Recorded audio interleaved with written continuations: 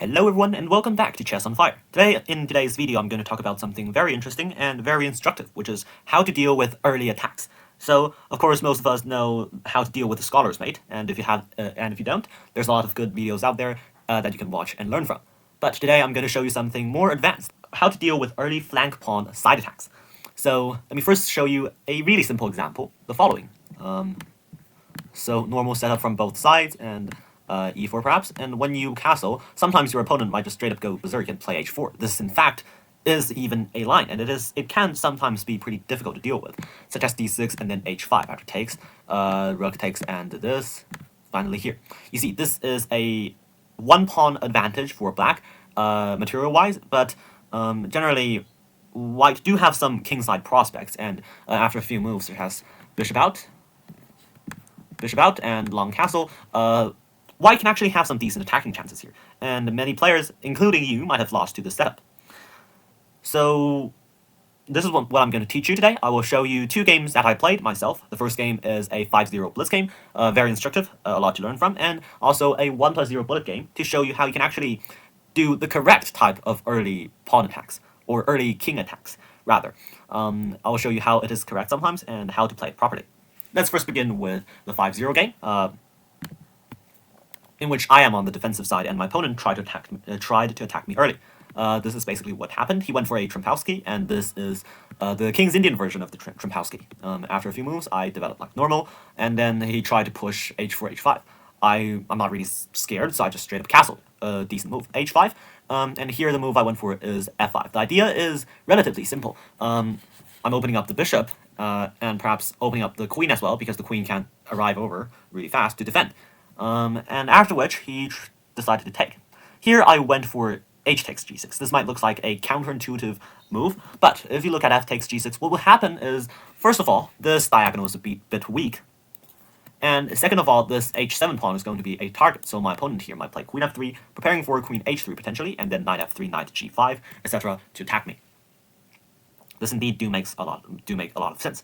So the rule here is that you generally do not want to leave weaknesses. What does weaknesses mean? It is basically the king here, because it can be attacked from this diagonal, and also the pawn here, because it is simply a pawn that might be won. So in turn I went for h takes g6, adding some extra defense to my king, with the 3 pawns line over here.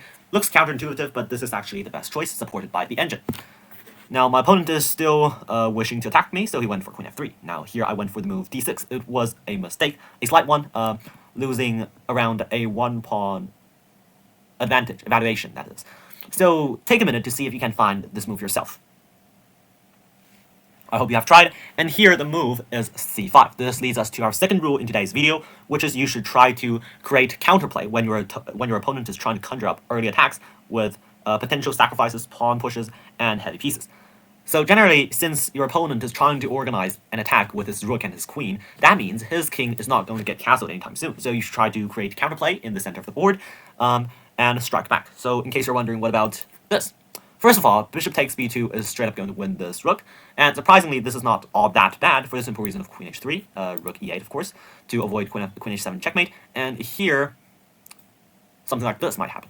But luckily, we do have queen f6. So that is the reason of why this position is better for black, but it still do hold some tricks, because this dark square bishop is actually very important defensive-wise. Now, of course, after d takes c5, another potential might be queen a5, ignoring the possible chance of winning the rook. After knight takes d2, we could take, I believe. And after a long castle, this is a decent game to play from, and I think both white and black has good prospects. But I played d6, a slow move, in the spirit of the opening, but this is generally a bit slow in defending against early attacks. So that, I guess, would be rule 3. Try to create up counterplay fast, and not wait for slow moves like d6. Now, that is a mistake from my side, but my opponent returned the favor with queen h3. So he overestimated the power of queen h7, and I simply played rook e8. He tried to give a check. I played king f8, and I'm actually straight up fine. There's literally no way to make any more progress. Now, here he played knight f3, trying to develop further, but the knight can't really join in the attack anytime soon. And here again, I should have played c5. But since I missed it the first time, it's understandable that I missed it the second time, and I just played bishop e6, normal developing move, decent. And after knight c3, knight d7, we successfully got our pieces out, and the attack is basically neutralized. The idea here is, of course, to play knight f6, and once this is achieved, there's literally no more attack. So that's the fourth rule, the fourth step in defending against early attacks, which is neutralizing the attack before you try to get an advantage of some sort. So you see, suppose white skips a move, and I simply play knight f6. Well, it won't allow me, but imagine this position in your head. So basically, we've got three pieces developed. Our rook is positioned on e8, pointing down on his king. His king is not developed, his bishop is standing on the original square, and soon I can play c5 to conjure up counterplay, or perhaps other moves pretty soon.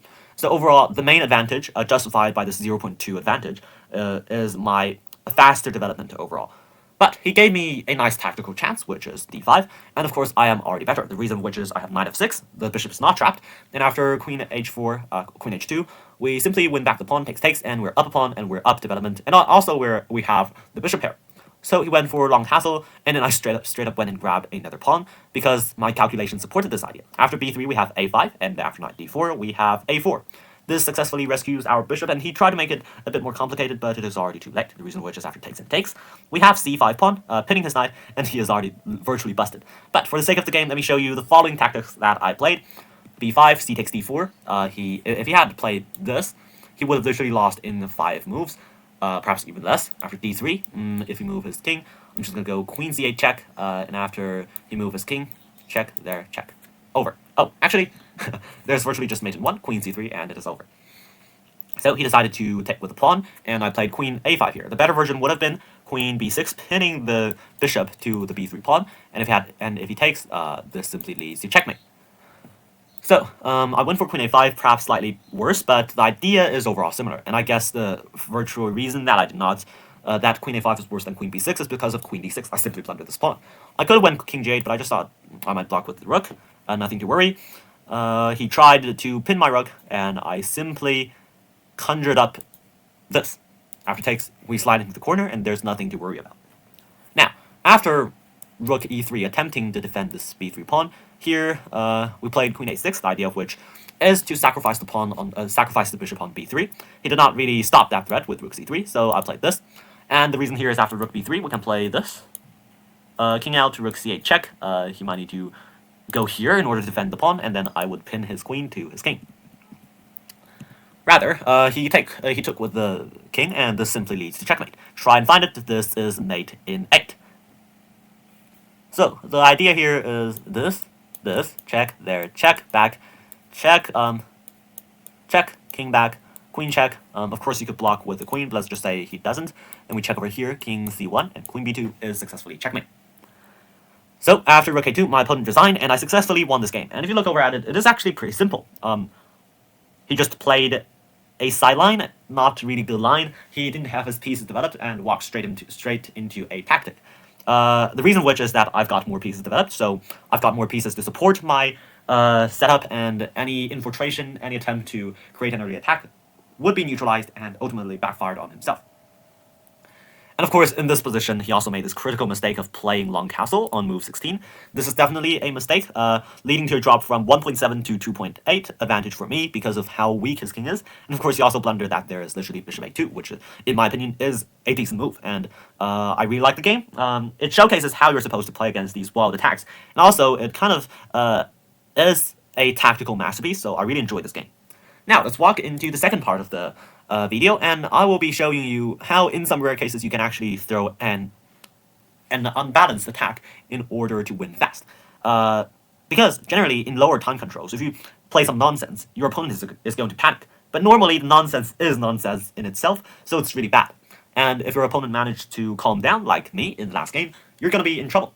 But there are some cases in which you can create havoc while maintaining correctness in your opening play, and this is going to be an example for you, and I will tell you how you can use this in your own games to win some easy games.